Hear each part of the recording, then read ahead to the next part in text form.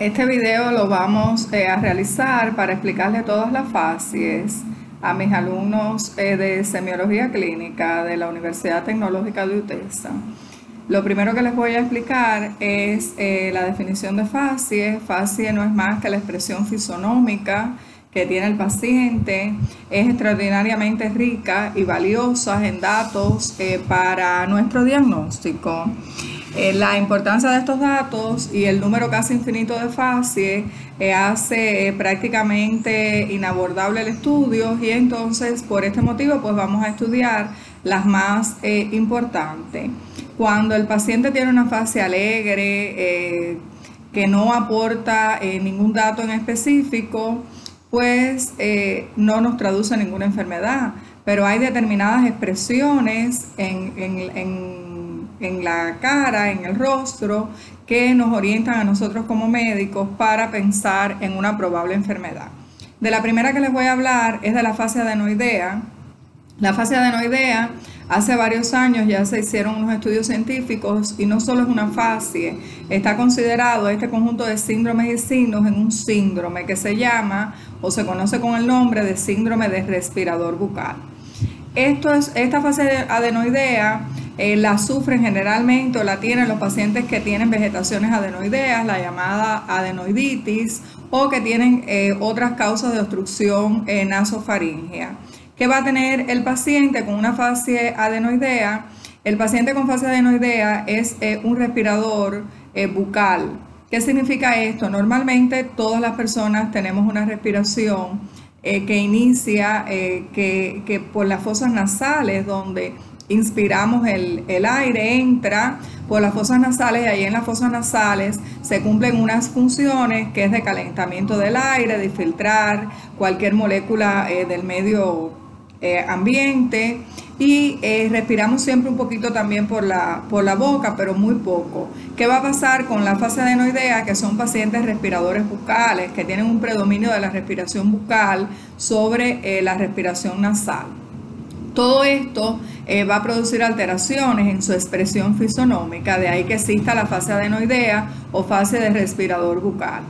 Generalmente el paciente respira por la boca, tiene constantemente la boca abierta, valga la insistencia, mandíbula inferior caída y saliente, la nariz fina con las aperturas poco desarrolladas porque no la usa, tiene una expresión poco inteligente de la cara, que ya hay varios estudios que hicieron en una universidad en Turquía, fueron los que yo leí, donde la expresión poco inteligente de la cara se debe a que esa falta eso de respirar más por la boca que por la nariz, pues puede traer como consecuencia una disminución de la oxigenación cerebral.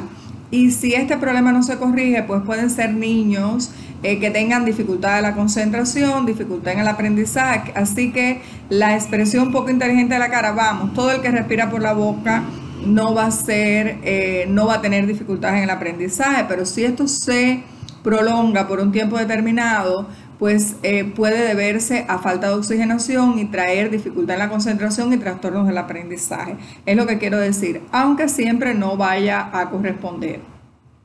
Tenemos también que hay algunas literaturas que hablan de que sí conservan una inteligencia normal y que se completa de modo muy expresivo con el carácter de la facie. Podríamos añadir que son pacientes que tienen alteraciones de la mordida, mordida abierta anterior, cruzada posterior, que van a traer como consecuencia también esta respiración bucal, prognatismo mandibular, alteraciones allí a nivel del sistema estomatognático, como les he mencionado.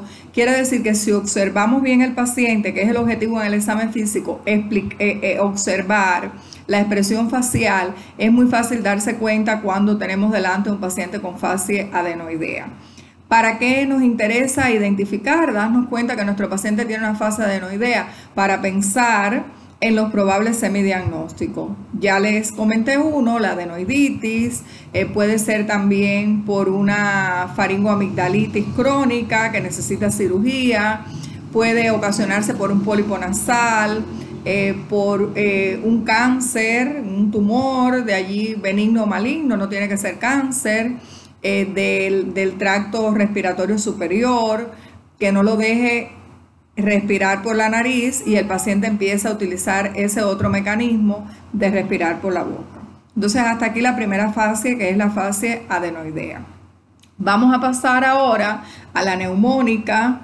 La neumónica, como su nombre lo indica, es la de la neumonía y el paciente va a tener una mirada brillante, algo ansiosa por la disnea. La disnea es la dificultad para respirar, con un enrojecimiento muy visible de sus mejillas, el aleteo de la nariz o aleteo nasal, quiere decir se mueve el alita de la nariz, que la vamos a observar sobre todo en los lactantes, que son los niños menores de 1 año, lo va a producir la disnea también y lo puede tener el paciente con una fase neumónica. Y pueden tener también vesículas del herpes zóster en los labios, alrededor de la comisura labial, que pueden completar la fase. Entonces un paciente que llega con fiebre, con dificultad para respirar y observamos esta fase neumónica, aún sin nosotros realizarle el examen físico, ya podemos pensar en neumonía. Tenemos además la aórtica. La fase aórtica es una de las que yo encuentro que te indica más la expresión facial que el paciente tiene esta enfermedad.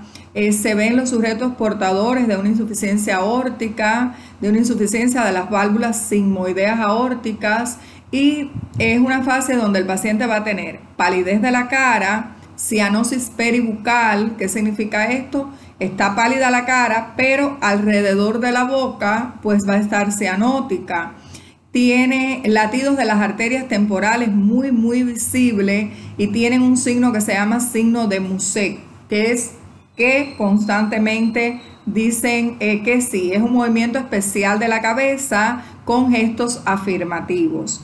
Entonces, generalmente otro dato que no está en la fase, pero que puede hacernos pensar, generalmente se observa en pacientes mayores de 60 años, porque la válvula aórtica es una de las válvulas que se daña, sobre todo que se enferma, para que lo entiendan de alguna manera. El que se enferma es el paciente, pero la válvula se daña en los pacientes ancianos. Entonces, si tenemos un ancianito, se puede ver en joven, pero les hablo de que es más frecuente en los ancianos. Si tenemos un ancianito, un paciente de 70 años con palidez de la cara, cianosis peribucal, signo de Mussec y latido de las arterias temporales visibles, es muy inteligente pensar como médico que tienes delante una fase aórtica.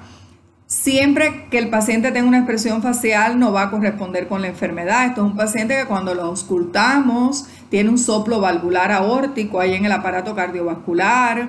Es un paciente que tiene hipertensión arterial sistólica. ¿Qué significa esto? Que tiene la máxima, la sistólica alta, y la mínima, que es la diastólica, la que tiene un valor menor, pues la tiene normal, con una diferencial muy amplia. Tiene 220/80, 180/70, quiere decir está alta la presión arterial sistólica.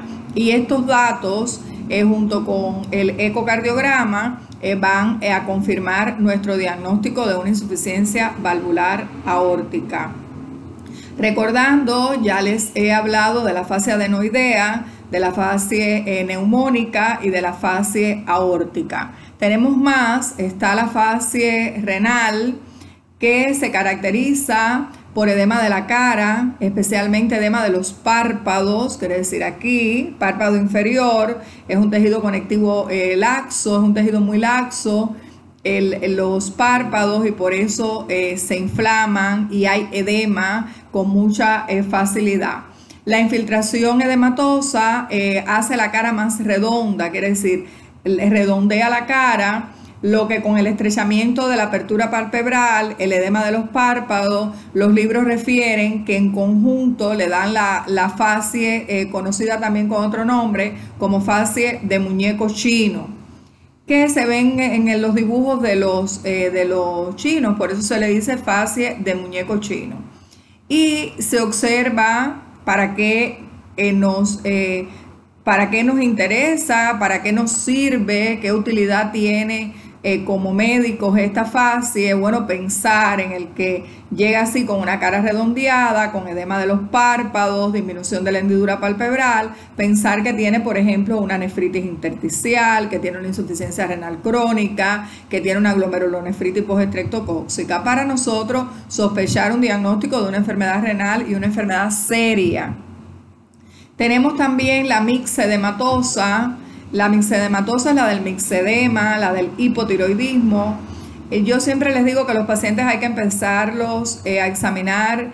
Esta parte de la fascia está en el examen físico general. Entonces los pacientes hay que empezarlos a examinar, les decía, desde que entran a la consulta, porque la fascia la vemos desde que empezamos a interrogar al paciente. ¿Cuál es su nombre? Ya le estamos mirando la cara, ya estamos observando la fascia. Entonces este mixedema nos vamos a dar cuenta que el paciente tiene una expresión de apatía, de estupor, de cansancio. Si miramos para la cabeza, pues vamos a ver un cabello pobre, escaso, que si lo interrogamos nos va a decir que se le cae con facilidad el cabello. Los labios son grandes, carnosos en este paciente, vueltos hacia afuera, dejando ver la mucosa de la boca.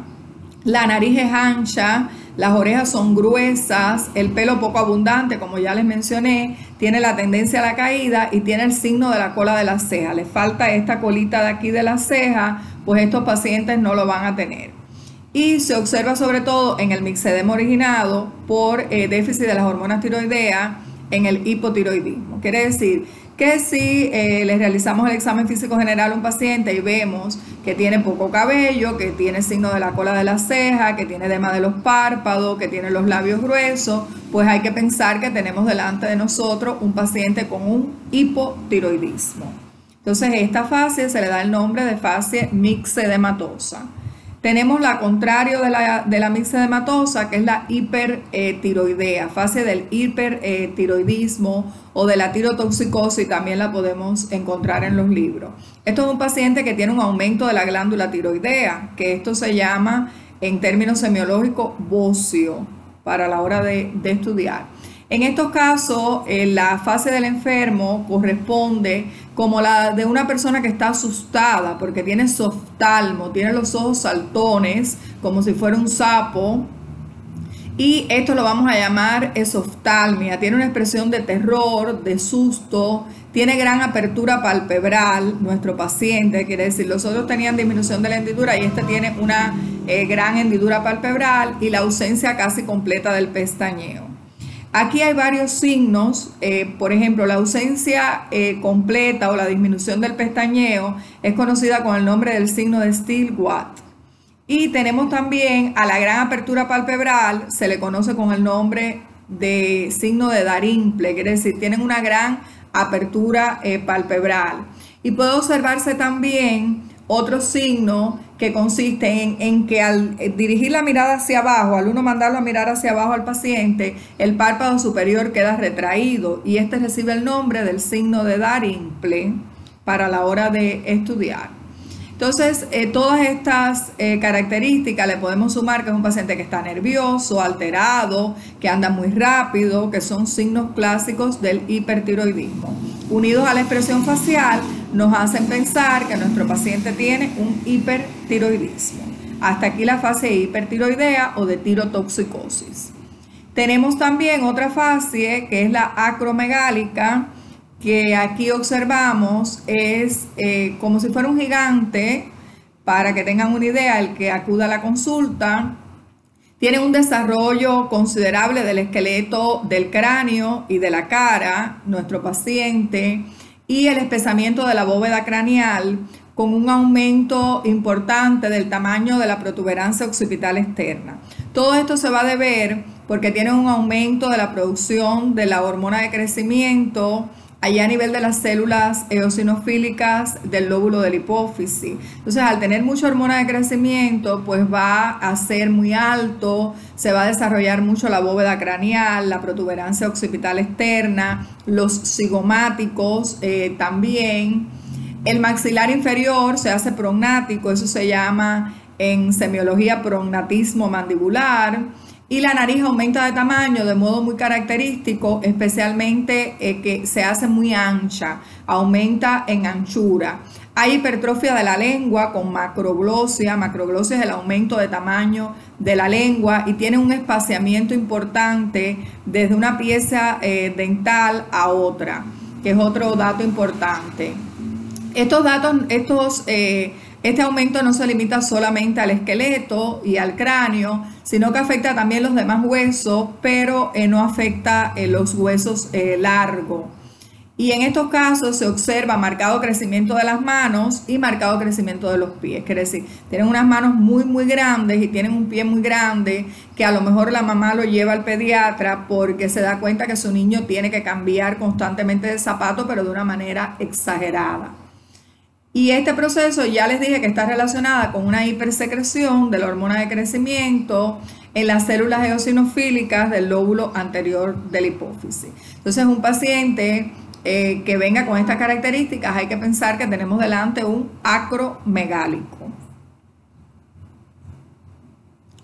Tenemos también la parkinsoniana, es una fase que corresponde con el síndrome parkinsoniano, donde el paciente tiene inmovilidad de la cara, falta de expresión mímica y tiene unos ojos muy expresivos. Quiere decir, la cara es de máscara, pero los ojos tienen un aumento de la expresión que tratan de contrarrestar la falta de expresión que tiene el paciente en la cara.